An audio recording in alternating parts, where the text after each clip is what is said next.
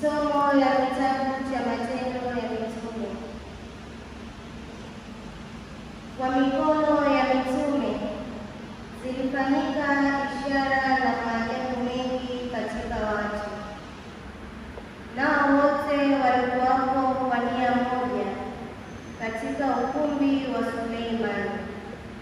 Na katika wote wengine hapana hata mmoja aliyethubutu kuambatana nao, ila watu waliwaadhimisha, waliamini, wakazidi kuongezeka kwa Bwana, wengi wanaume na wanawake.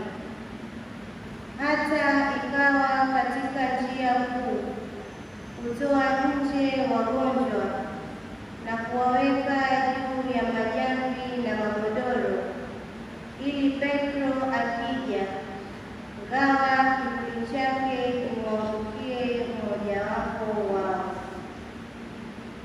Nayo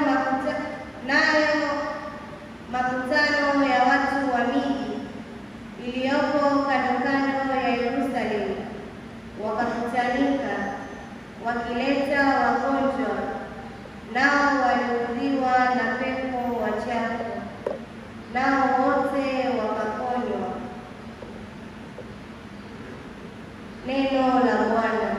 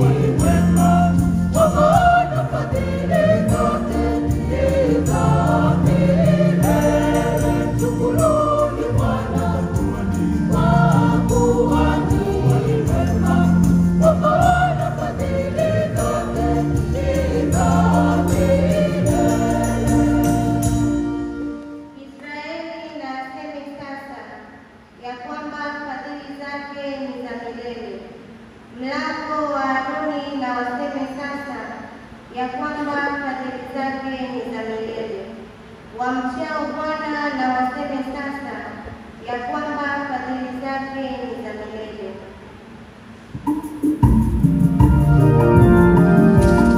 Bwana,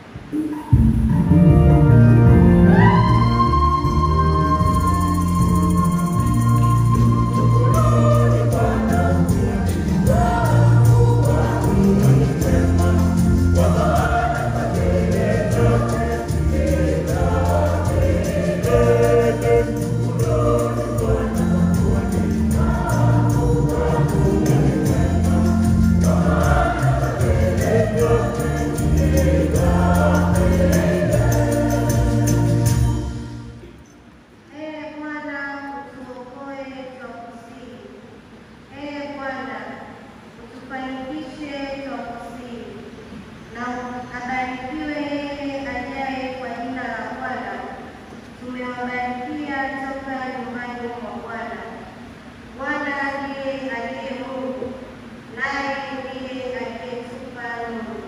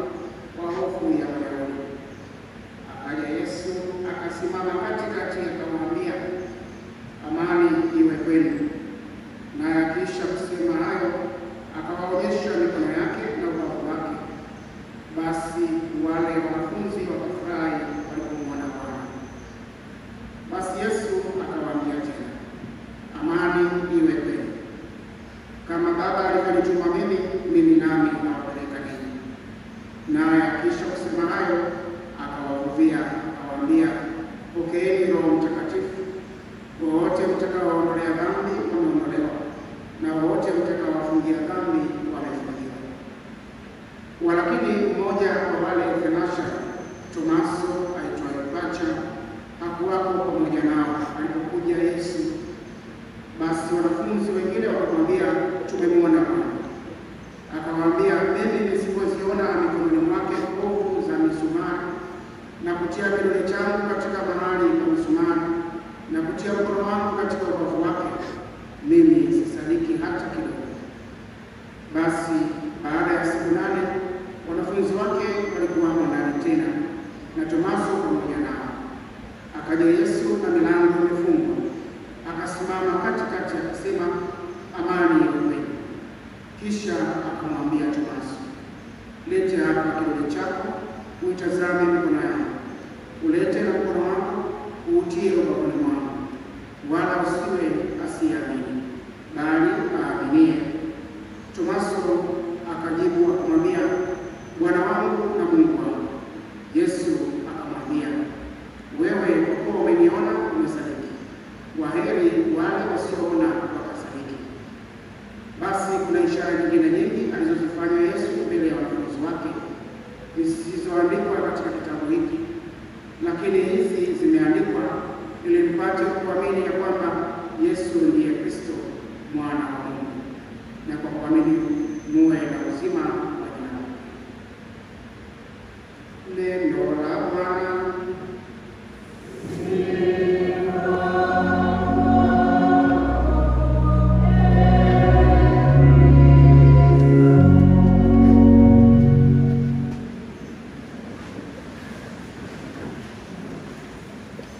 Wapendwa wana familia ya Mungu, tumsifu Yesu Kristo. Mungu ni mwema kila wakati. Mungu ni mwema na hiyo ndio asili yake.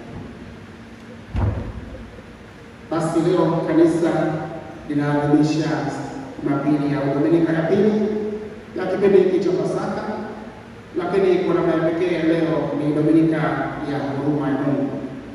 Mungu wetu ni mwenye huruma kwetu sisi ambao ni binadamu wenye dhambi. Kwa namna hiyo kwamba huruma ya Mwenyezi Mungu kwa kumtuma mwanawe wa pekee kuja kwetu sisi kutusaidia ili aturahisishie sisi tutambue nguvu ya Mungu kwetu kwa kutusamehe dhambi zetu. Na kutokana na hiyo basi zaidi ni kututengenezea sisi tuwe na amani. Ndio maana sisitizo kuu linatuambia kwamba amani iwe kwenu, amani iwe kwetu. Na amani tunaipata katika utulivu, amani. Kwa namna hiyo kwamba mazingira yale waliokuwa mitume walikuwa mazingira ya amani, mazingira ya utulivu. Ndio maana amani ikawa kwao. Na vivyo hivyo jambo la pili tunaloambiwa katika maandiko matakatifu ni kwamba mara baada ya kupata nguvu ya Kristo ya kusema kwamba amani iwe kwetu, tusiwe na mashaka tena, kwamba sasa tutoke ndani tulimo, twende nje tukatangaza habari njema. Na ndivyo somo la pili linavyosema, na pia somo la kwanza linavyosema, na pia Injili pia inasisitiza na kuambia kwamba lolote mtakaolifunga duniani basi litakuwa pia limefungwa mbinguni, na lolote mtakaolifungua duniani basi nalo pia litakuwa limefunguliwa mbinguni. Hiyo ni kazi ambayo Kristo anawapa mitume wake. Kwa namna hiyo tukitambua kwamba sisi ni binadamu wenye dhambi na wenye mapungufu makubwa, leo wanafunzi hawa wa Yesu Kristo wanakuwa na hofu na mashaka makubwa, kwa sababu wanatafutwa na Wayahudi. Wanatafutwa kwa sababu Bwana wao na Mungu wao na mtu wao walikuwa wanamtegemea sana amedhihirishwa kwamba amefufuka, lakini wao hawataki kukiri kwamba Kristo amefufuka. Na ndio maana Jumapili iliyopita tuliambiwa kwamba waambieni watu kwamba askari walikuja wakamuiba na wakaondoka naye, kumbe hajafufuka, isipokuwa labda wanakwenda kumzika sehemu nyingine. Leo wanafunzi hawa wakiwa katika taharuki kubwa, wakiwa na mashaka mengi na wasiwasi kuhusu maisha yao, kwamba wanaogopa kufa, na ndio maana wanajifungia ndani kusudi chochote kitokee, kama wakifika kuwaua basi wawaudie huko ndani. Lakini ghafla wanaona nguvu ya Kristo, nguvu ya Mungu inakuja na kuambia kwamba pokeeni Roho Mtakatifu, pokeeni nguvu mpya, pokeeni muwe na amani, na msiwaogope hao wanaowatisha kwa sababu ya kueneza habari njema. Hata kama watawaua, basi kifo chenu kitakuwa kifo cha mashujaa. Ndio tafsiri ya maneno haya kwamba amani iwe kwenu, kwamba hata kama watawatenda vibaya, bado udhihirisho kwamba mimi nimefufuka, huo utadhihirika kupitia kweli, na ni kweli kwamba nimefufuka.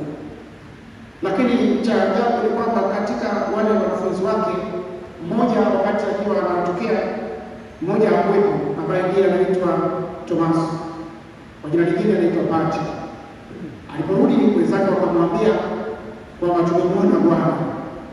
Yeye akawajibu akamwambia, kama nisipoweka kidole changu katika misumari ile na kuweka mkono wangu katika ubavu ule, basi mimi sitasadiki. Wakati anazungumza vile, Kristo alikuwepo pale, ila kwa sababu jinsi alivyofufuka, hakufufuka katika muundo wa mwili huu tulionao sisi au mwili wa kawaida. Kwa hiyo ilikuwa ni ngumu kugundua. Baada ya siku 8 Kristo anakuja tena, anamuuliza moja kwa moja Tomaso, umeniona? Yale madonda yangu yalikuwa unayasema ndo haya, na ubavu ule ni huu, umeniona? Yeye akajibu akasema, Bwana wangu na Mungu wangu. Tafsiri yake ni kwamba amekubali na ameamini kwamba Kristo kweli ndiye aliyefufuka. Wapendwa, Tomaso kwa nini alifika mahala akasema kwamba kama nisipomwona nami pia sitaamini? Tafsiri yake ni kwamba akina Yesu walikuwa wengi. Yesu huyu tunayemzungumzia sisi alikuwa ni Yesu wa Nazareti. Jina la Yesu lilikuwa ni kawaida, kila mtu alikuwa anaitwa Yesu. Ukitaka jina lako unaomba mtoto wako Yesu. Kwa namna hiyo, kwa maana tafsiriwa kwamba huyu ni Yesu wa Nazareti, wa mama Maria na baba yake Yosefu. Tafsiri hii ni kwamba walikuwa na Yesu wengi wengine. Kwa hiyo huenda pengine nao pia wamefanya wamefufuka, wanataka kuja kuleta taarifa hapa kwamba huyo ndiye yeye. Ndio maana akasema kwamba kama nisipomwona basi sitaamini.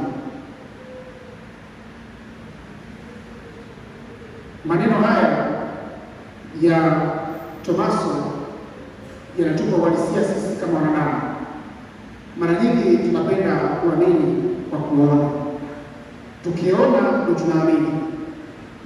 Mara nyingi tunapenda kuona au kuamini kwa kugusa. Tukigusa ndio tutaamini. Sasa wataalamu wanasema kwamba mtoto akililia wembe unafanya nini? Mtoto akililia wembe unafanya nini? Nampa. Ila mkiwa mnajua matokeo yake, kwamba ukimkata akili itamsoma. Na mtu akililia moto mpe. Ukimchoma atajua kwamba sasa huo ni moto unaunguza. Na kwa maana hiyo kwamba mtu akitaka kwenda kuogelea na kuogelea mwambie aende. Akizama akili itamkaa sana. Akinywa maji mara ya kwanza, akinywa maji mara ya pili, mara vimacho. Unasema kwamba hapa kazi imeanza. Sasa inabidi tufanye nini? Tukamtoe. Tutamwambia kwamba maji mabaya mpende. Kwa sababu watu wengine hawapendi kuambiwa kwa maneno na wakasikia kwamba hiki kitu ni kibaya mpaka aone matokeo. Akiona matokeo wanasema kwamba kumbe hiki ni kibaya. Na hivyo sasa ndio imewafanya wanasayansi. Tomaso ni mwanasayansi wa kwanza ambaye yeye alisema kwamba mimi siwezi kuamini kama sitagusa.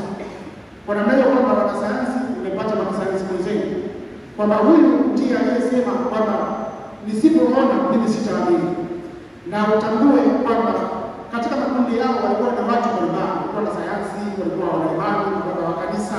Kuna watu ambao walikuwa wanaamini bila kuona, ndio ambao kundi la pili ndio Kristo anazungumza, anasema kwamba wanaheri wale ambao wameamini na pia hawakuniona. Wameamini lakini pia hawakuniona. Hao ni akina nani? Hao ambao wameamini na hawakuniona ni mimi na wewe mwenzangu, ambapo umeamini kwamba Kristo amefufuka, lakini pia tukimwona hatukukaa katika nafasi ya Tomaso kusema kwamba mpaka tuone makovu yake, mpaka tuone alipochomwa, tuamini kwamba huyu mtu kweli ndiye tunayemzungumzia, lakini sisi tumeamini kwamba yeye ndiye na huyu ndiye. Na hapo ndipo linakuja swali la pili, kwa nini Pasaka kila mwaka?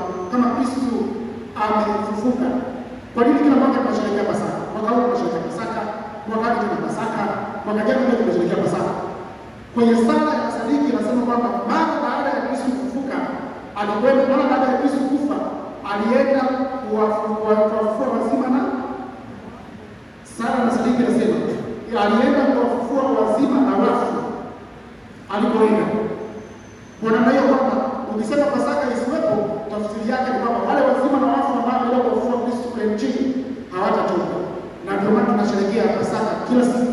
Kazi yake kubwa ni kwenda kuwatoa wale waliokuwa kule, waliokuwa kule kusudi waendelee kufurahia maisha matakatifu ya Mungu, waendelee kufurahia maisha matakatifu ya Mungu. Wapendwa, tukitambua kwamba sisi ni binadamu na tujue kwamba kifo, hakuna mtu anayefurahia kifo, kwa sababu mtu anapoondoka watu wote tunaumia, tunajisikia vibaya. Lakini tafsiri ya maandiko matakatifu ni kwamba mtu anapokufa anapenda kuungana na Mungu. Sasa sisi tumkataze mtu kwenda kuungana na Mungu, inakuwa ni ngumu. Kwa maana hiyo tunasema kwamba kufa ni lazima na kufufuka pia ni majaliwa. Kufa ni lazima. Kwa hiyo mimi nitakufa, wenzangu utakufa, lakini swala la kufufuka hapo ni majaliwa. Ndio maana jana wengine tumelala, lakini asubuhi tumefufuka pia. Tumefufuka, tumeamka.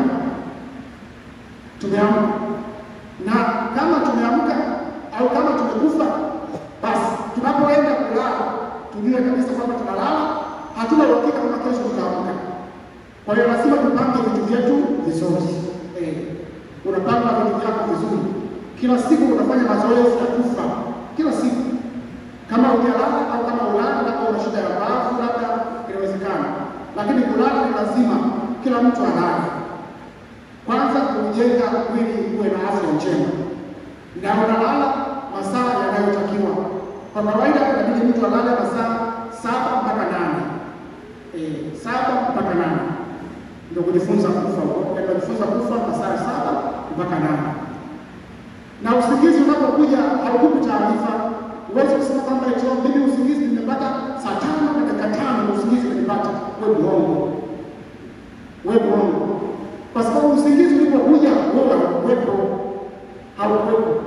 Ila ghafla unasikia umesinzia. Sasa basi, ukiwa umesinzia au ukiwa unalala masaa 7, 8, tafsiri yake ni kwamba unajenga mwili wako unakuwa na afya njema. Lakini sasa hizi kuna changamoto kubwa. Watu wanalala masaa mawili. Wakati mwingine mtu mpaka popo, mpaka asubuhi kabisa. Yaani unatoka sio kitandani, umetoka kwenye kiti, unavaa nguo, unaenda kanisani. Mfika kanisani unasinzia. Kwa sababu mwili unakukataa. Kila ukijaribu kulazimisha mwili unakataa. Unalazimisha ufungue macho, wapi, unasinzia. Kwa sababu gani? Muda wa masaa, muda wa kulala uko ni tofauti. Sasa himizo kubwa linalotuambia kwamba tufanye jitihada za makusudi kujiandaa kufa mapema. Unajiandaa kufa mapema. Lakini usilale mapema sana. Usije kulala saa 12, sema kwamba unajiandaa kufa. Hapana. Wala kuanzia saa 4, saa 5 mtu unalala. Saa 12 mtu anaamka au saa 11, wala masaa 5 kwa binadamu. Lakini mtu anakaa kwenye simu au anakaa kwenye kompyuta wiki hadi wiki, mtu analala. Unamuuliza wewe mlinzi? Nakwambia hapana, mimi sio mlinzi. Wewe mbona unataka kufa? Mbona unataka kufa mwenzetu? Unang'ang'ana, unataka kufa. Una shida gani? Kumbe kufa ni haki yako. Ni haki yako. Sasa unapokufa basi hakikisha unatandika vizuri. Watu wengi wanapoenda kulala wanakuta wanatandika shuka nyeupe. Shuka za rangi watu wanataka shuka nyeupe. Kusudi akifa afya, hata kama mkimkuta amekufa, basi mmoja jamaa amekufa vizuri. Amekufa vizuri. Hasa mtu unakufa ovyo ovyo. Yaani unalala katika taulo kichwani, mtu umemuungu. Alafu unakuta blanketi limegota, yaani mtu unaona kufa. Watu wakija wanasema huyo amekufa, lakini alivyokufa amekufa ovyo ovyo.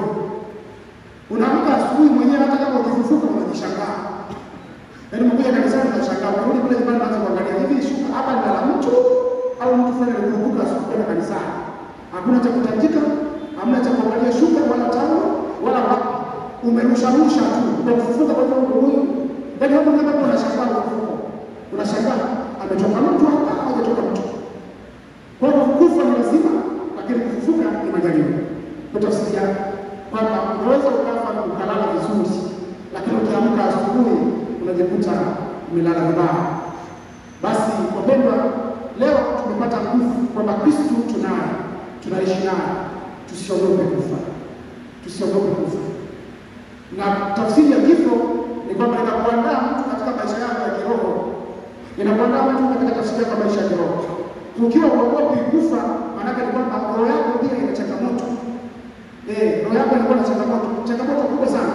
Ndio maana hofu inaingia ndani yake na amani pia inapotea. Hawa mitume walikuwa wamejificha, wanaogopa kufa. Wanaogopa kuuawa. Lakini Kristo anawapa matumaini mapya kwamba jamani, usiogope kufa, kwamba kuweni na amani. Amani iwe kwenu, amani iwe kwangu, na pia amani iwe kwangu. Tunaogopa kufa kwa sababu gani? Tunawaza vitu vyetu. Unawaza watoto, kwamba nikifa watoto wangu itakuwa. Unawaza mkeo, kwamba nikifa mke wangu itakuwa. Unawaza mumeo, kwamba nikifa mume wangu atachukuliwa na watu wengine. Kwa hiyo kufa hapana. Subiri kwanza. Ungetamani na kwa sababu binadamu sisi haturiziki. Unaweza kutamani unaomba sana kwamba natamani walau nife wakati watoto wako wajukuu zangu au watoto wako mwenyewe wamemaliza darasa la 7. Wanamaliza darasa la 7 kwa sasa tayari ziweka maagano kwa Mwenyezi Mungu kwamba hao watu wanasema kama wanamaliza darasa la 7 na ufe ukimfuata na kataa. Anawaambia asubiri mpaka wamalize form 4. Wanamaliza form 4. Unamwambia tena bwana sasa mpaka form 4 ndio ufe, unasema hapana mpaka wamalize chuo kikuu. Wamemaliza. Sasa mpaka nione wamepata kazi. Wanapata kazi. Unamfuata tena. Asema hapana, mimi naomba mpaka nipate watu vichukuu nivione. Kwa hiyo unajikuta katika amani, unaweka matumaini, lakini matumaini feki ambayo kimsingi wala hayasimami katika msingi wa Bwana. Imani kwa kushoto, wewe mwenyewe pia unaenda kulia. Unalazimisha kuunganisha imani na matendo yako mwenyewe. Unaona yanakataa kabisa. Yaani mwili unamkataa. Kumbe wapendwa, leo tunapoambiwa kwamba Dominika ya huruma ya Mungu anajua tamaa ya maisha ya wanadamu, Mungu anaijua vizuri sana. Ndio maana anasema kwamba hawa watu wanahitaji huruma. Wanahitaji huruma kwa samehewa. Kwa sababu wakati mwingine wanachokizungumza si ndicho wanachokitenda. Na wanachokitenda si kile ambacho wanakizungumza. Unamuuliza mtu anakwambia nilikuwa natania. Huwezi kumtania Mwenyezi Mungu. Na kwa namna hiyo kwamba imani yetu inapokuja kuwa hapa, ikiwa hapa sana inakuwa ni changamoto. Kila kitu unachokiona hapa duniani wewe unahisi kama sio sawa. Ukimwona baba anazunguka nyumbani kwako unahisi sio sawa. Ukimwona nyoka usiku anazunguka unahisi kwamba sio sawa. Ukimwona bundi anazunguka ndani ya nyumba yako unahisi kwamba sio sawa. Sasa nimuulize. Ulitaka bundi akakae wapi? Ulitaka paka akakae wapi? Ulitaka nyoka na mvua itakaponyesha akakae wapi? Sasa mtu anaanza kukemea nyoka na maji ya baraka. Unaweza kukemea nyoka shetani toka na maji ya baraka. Kama unaona mtu ni huyu kidudu ni mkataa katika afya yako, tafuta kinachowezekana kumuua. Sio kuanza kuombea majoka, sio kuanza kuombea mabundi, sio kuanza kuombea paka. Haina maana yoyote. Wala sio imani ya Kristo na Katoliki. Usitumie mtakatifu kuharibu vitu viroho. Unapofikiria wewe, unachukua maji ya baraka uende kumwagia paka. Sasa unajiuliza, wewe ni imani kweli? Maji ya baraka yanabariki vitu vitakatifu pia. Tunabariki watu, tunabariki nyumba, tunabariki mazao, tunabariki magari, tunabariki wewe mwenyewe ndani ya imani yako unajua kwamba hiki kitu ni kiroho. Unapambana kwenda kumwagia maji ya baraka. Mpendwa, hata kama ukimwagia maji ya baraka ndio nzima, bundi hata badilika kuwa kuku. Hata wapi kwa bundi. Na kwa sababu bundi amebaki kichwani mwako, kwa hiyo nadhani ndio ndio madhara kuliko ulivyofikiria. Kwa hiyo unapoona nyoka na mwili wako, tumia mbinu mbadala ya kuweza kumtoa au kumwangamiza au kuacha aende. Lakini umeshinda kumwona unamsukumizia jirani yako. Usema jirani, pambana na nyoka lako hilo. sio joka lako tena. Pambana na joka lako. Kumbe unatamani kwamba uwe na furaha wewe, lakini mwenzako apate maangamizi. Huo sio Kristo. Hiyo sio imani njema, wala sio imani ya Katoliki. Na ndio maana leo nasema wanaheri wale ambao wameamini, lakini pia wamesadiki. Na hawaje niona ndio wewe mimi ambao sisi tuna heri yetu kwamba tujaona lakini tumeamini. Kumbe neema Mwenyezi Mungu endelee kufanya kazi kwetu katika maisha yetu, na ya kila siku tutambue kwamba sisi ni mali ya Mungu. Popote pale ulipo, wewe ni mali ya Mungu, na vyovyote ulivyo na kasoro zako zote ulizokuwa nazo, wewe ni mali ya Mungu. Pamoja na mawazo yote ulio nayo, wewe bado ni mali ya Mungu. Hata kama watu wanakukataa, hata kama watu wanakukataa, bado wewe unaona kama ni sehemu ya mali ya Mungu. Ukiishi maisha ya kiroho, wala una shida. Utaanza kutafuta fulani mbaya, utaanza kutafuta fulani amenyaribia, utafikiri kwamba fulani amefanya kitu fulani, ila kwa sababu tunatamani na unajua kwamba wewe ni mtu wa Mungu, wala sio mali yako. Na Mungu anataka kukuchukua na kuchukua tu mpendo. Kwa hiyo majivuno, tunaambiwa majivuno, dharau, kiburi, jeuri sio sehemu ya watoto wa Mungu, isipokuwa ni kujitengenezea maisha yako mwenyewe binafsi, ambayo unaamini kwamba katika hayo basi atakupeleka mbinguni, wala hawezi kukupeleka mbinguni. Mungu anataka watu wanyenyekevu. Mungu anataka watu wanaojitambua. Mungu anatamani kuona watu ambao wanakuwa na furaha siku zote, wanaacha manunguniko na kutekeleza kazi ya Mungu, na kwa namna hiyo wanasambaza ufufuko wa Kristo, ufufuko wake unaosambaza kwa watu. Ndio maana nasema kwa somo la kwanza kwamba aliponya watu, alifufua watu. Kwa sababu gani? Anatambua kwamba nafasi aliyokuwa nayo ana kila sababu ya kuwatendea watu wema, na hiyo kazi imepewa kila mbatizwa. Wewe kama ni mbatizwa, umepewa kazi ya kwenda kufufua watu na sio kuua watu. Umepewa kazi ya kufufua watu na sio kuua watu. Na kwa namna hiyo kwamba tuwazungumzie watu vizuri. Yaani mtu tabia yako na maisha yako wazungumzie watu wenzio vizuri. Hata kama wanatenda mabaya, waambie kwa namna nzuri kwamba mwenzangu, unachokifanya hiki hautafika mbinguni au utafika mbinguni umechoka. Lakini lengo kubwa ni kumsahihisha mtu, ni kumsahihisha mtu. Lakini watu wako katika maisha yao kila siku kazi yao ni kuzika watu. Ukimwona mtu kafa ndio unashangilia. Ukimwona mtu anashangilia na furaha na amani moyoni mwake, unaumia. Unaumia kabisa. Yaani furaha ya mtu haikuumiza. Huo ni uchawi wa mapendo. Huo pia ni ushirikina. Kumbe furaha ya mtu na wewe ikufurahishe kwamba kumbe mwenzako kuna maisha. Ndio maana nasema amani ile kweli. Furaha ya mtu na wewe ikufurahishe. Lakini sio majungu ya mtu au maumivu ya mtu wewe ndio yanakufurahisha sana. Kwa sababu nani amekuonyesha na safari ataisoma namba. Na jeuri ameipata. Nasema ni kweli amebadilika, lakini changamoto amekiona. Huko ni kuzika watu tena. Kuzika watu. Kwa namna hiyo kwamba hata kama mtu anakosea, urekebishe. Unafufua mtu. Mwambie, kuelekeze kwamba bwana, unachokwenda nacho sio sawa. Umekuwa umejenga kitu, lakini si kumwambia wewe endelea. Tuache viburi katika maisha, tusaidie watu wapendwa. Watu wengine hawapendi kusaidia watu. Siku hizi vijana wengi hawapendi kusaidia wazee. Ukimwona mzee unaweza kama kaburi au kama jeneza, lazima jeneza nalo linaishi. Yaani unamwona mzee kama sio mtu hivi, kama mbuzi. Vijana wanashindana. Hamtaki kusaidia watu. Ukishaweka zile earphone zako, yaani unamwona mzee kama nani? Sema mzee huyu mbona Mungu umeenda? Kwa nini Mungu asimchukie na kumchukua na aende? Mbona mtupotezea muda? Alijazia nafasi. Yaani ukuta mtu haeleweki, ni majivuno. Salimia watu, haijalishi ni mzee, haijalishi ni mwanamke, haijalishi ni mwanaume, haijalishi ni mtoto mdogo. Salimia watu. Unashangaa watu wanaandika tu. Umepita sehemu unasalimia, unaona kwenda bila kuchunga. Unaenda na sasa umefika kwa umepotea chini, unarudi, unajifuta tu. Samani nini? Hivi njia hii inatoka. Na hapana, njia inaingia. Njia wala itoke inaingia. Wewe umetupita kwa kusalimia, hapo unafanya kama njia inatoka inaelekea wapi? Kumbe wakati mwingine dharau hazina maana. Watakao kubeba uachizi. Siku ya mwisho utakapokufa, watakao kubeba kupeleka kwenye kaburi hauwajui, na pengine hata wala sio jirani yako, wala sio mkeo, wala sio watoto wako, wala sio mumeo, hayupo. Na siku hizi kama unavyojua, tukifiwa sisi wanaume, tukifiwa na wake zetu tunalia hatari, tunalia sana. Unasema mwanamume analia mpaka makamasi, amechoka kabisa, amechoka mpaka wanaume wenzake wanamshikilia hivi, wanamshikilia. Ndio tutegemea baba wa familia wanamshikilia kushoto na kulia, umefiwa na mke wako. Kwa sababu gani? Tumezoea vitonga, miteremko. Mama ndio alikuwa baba wa familia.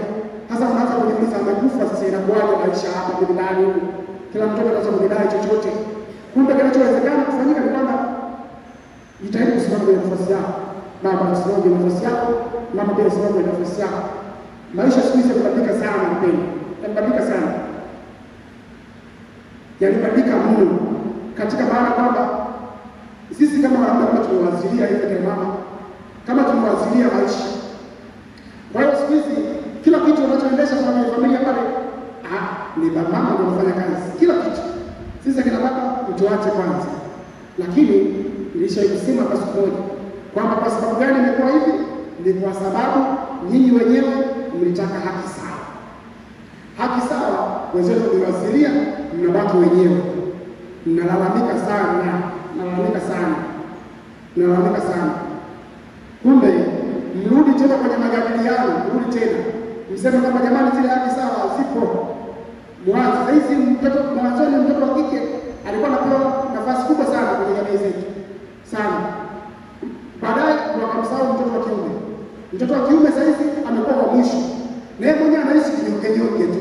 Ukimwangalia mtoto wa kiume siku hizi msondo kama anajisikia uchungu, lakini ukimwangalia mtoto wa kike anachangamka. Amechangamka. Kwa sababu mtindo huu tunaoenda nao, usifikiri kwamba ni mtindo ambao ni mzuri, utatuharibia na utatuharibu kweli kweli. Watoto wetu wa kiume siku hizi imekuwa ni changamoto kubwa sana. Changamoto kubwa sana. Hata shuleni wanapoulizwa maswali, ukimuuliza mtoto wa kiume anakuwa wa mwisho kujibu. Mtoto wa kike anakuwa wa kwanza kujibu. Kuna muuliza mwanafunzi, samaki anatembea kwa miguu mingapi? Mtoto anajibu samaki anatembea kwa miguu 6. Sasa unajiuliza, ni kweli kwamba samaki anatembea kwa miguu 6? Ni kweli? Si kweli. Changamoto imekuwa kubwa sana hapo. Changamoto imekuwa kubwa. Tukae chini, tujitafakari wenyewe kama haya maisha ambayo tunataka kuishi nayo, kama yanatufikisha kokote na yatufikishe. Lakini kwa mwendo huu hatutoboi na hatutafika kokote. Tujitahidi kurudi katika msingi wetu ambao unatukumbusha katika maandiko matakatifu kwamba furaha ya kweli itapatikana tu tukiwa na Bwana. Kama hatuna Bwana, furaha ya kweli hakuna. Tumsifu Yesu Kristo. Na sadiki kwa Mungu mmoja.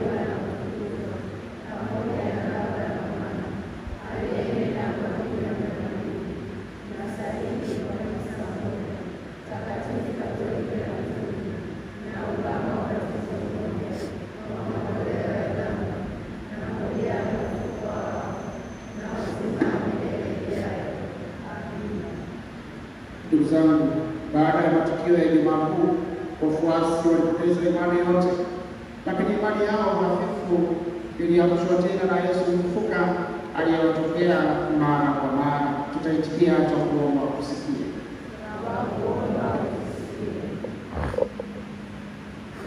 Imani yetu ni dhaifu sana. Uamshe imani yetu kama ulivyoamsha imani ya mtume wako, Bwana. Mtume Thomas hakutaka kuamini bila kuonyeshwa alama zako. Tujalie kuonja nguvu yako katika maisha yetu ili kuimarisha imani yetu, Bwana. Tunajua kwamba hatuwezi kuamini bila kusaidiwa na neema yako. Utujaze neema yako ili tuimarishe katika imani na upendo wetu kwa wenzetu, Bwana. Dalili chache zinatosha kuamsha imani yetu. Utujalie kuona dalili chache za enzi yako katika maisha yetu ili kutuimarisha katika maisha ya kila siku, Bwana. Ulisema, wenye heri wasioona na kusadiki. Uimarishe imani yetu na kutuwezesha kukuamini kwa moyo wote, Bwana.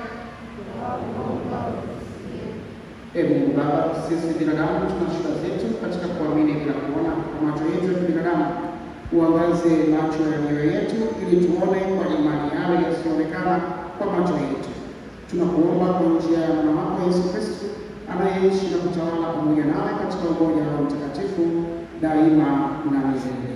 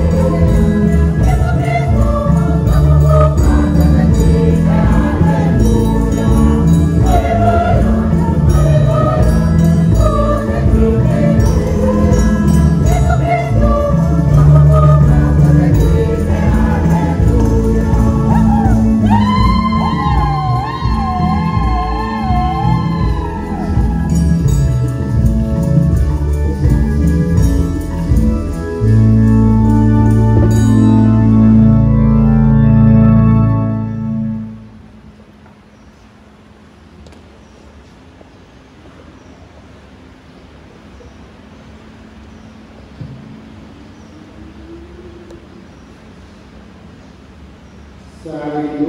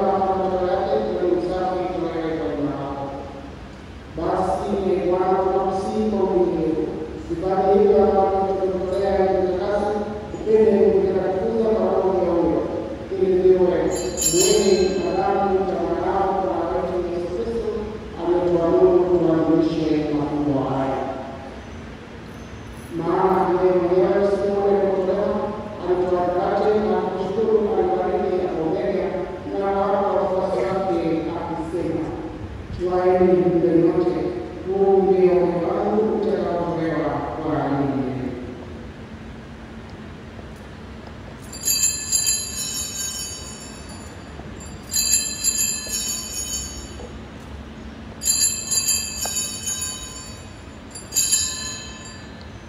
Vivyo hivyo baada ya kula akatoa kikombe na kushukuru, alibariki na akawapa wafuasi wake akisema, twaeni mnywe nyote, hiki ndicho kikombe cha damu yangu, damu ya agano jipya na la milele, itakayomwagika kwa ajili yenu na kwa ajili ya wengi kwa mamlaka ya damu. Fanyeni hivi kwa ukumbusho wangu.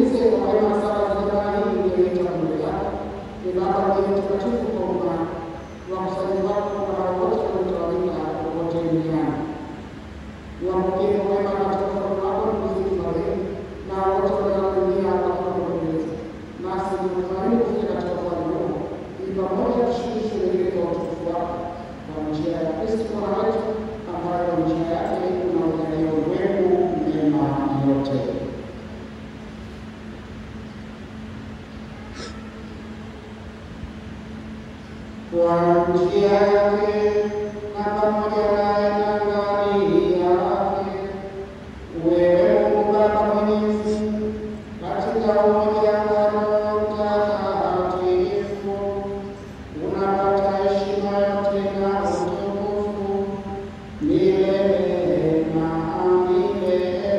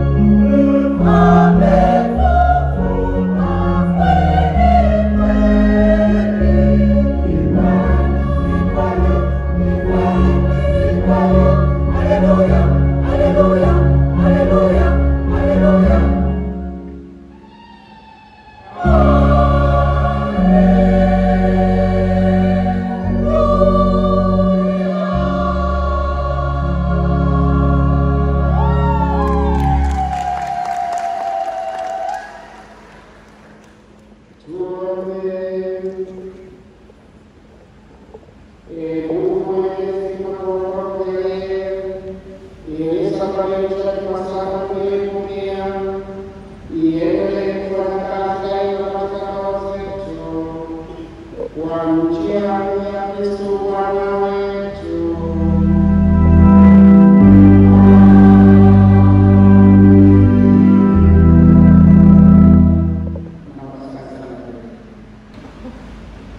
Baba uliye mbinguni,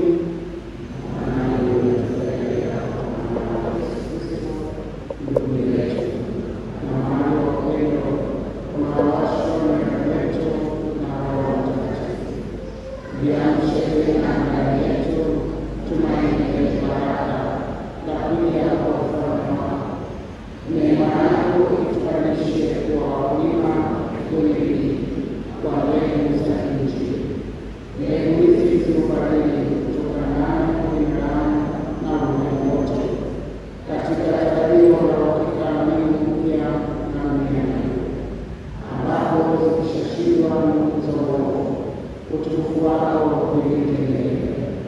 Neema ya milele na mshetena ndani yetu, na ujaji wa matumaini, hamu ya hazina za mbinguni, neema yenye dunia yote, furaha na amani na uongozi wetu. Kwa Mungu unayetukuzwa milele, ndiyo sifa na utukufu milele na milele. Atukuzwe Baba na Mwana na Roho Mtakatifu.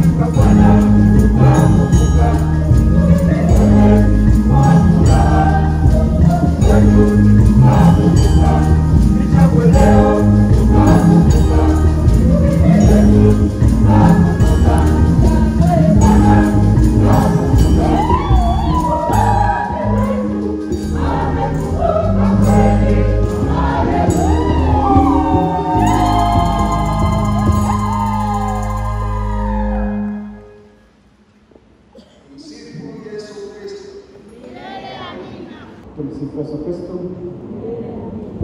Kwa majina naitwa Padre Daniel Mahona, ni padre wa shirika la Wasalvatoriani, naishi huko Masasi. Naomba tusimame.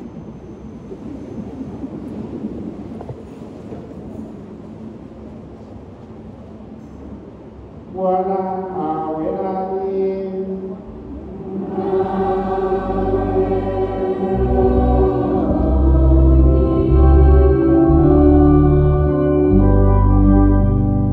Mungu aliyependa kuwajalia neema ya ukombozi na kuwafanya wana wa Mwanawe pekee, awajalie mfurahie kwa pamoja baraka yake.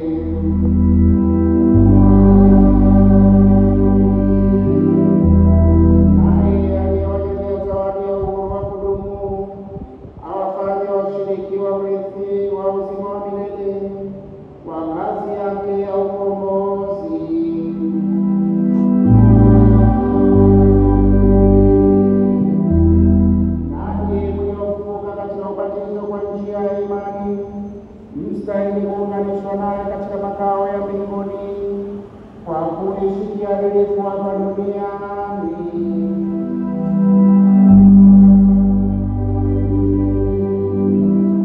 Na baraka yake Mungu Mwenyezi, ya Baba na Mwana na Roho Mtakatifu iwashukie na kukaa nanyi daima.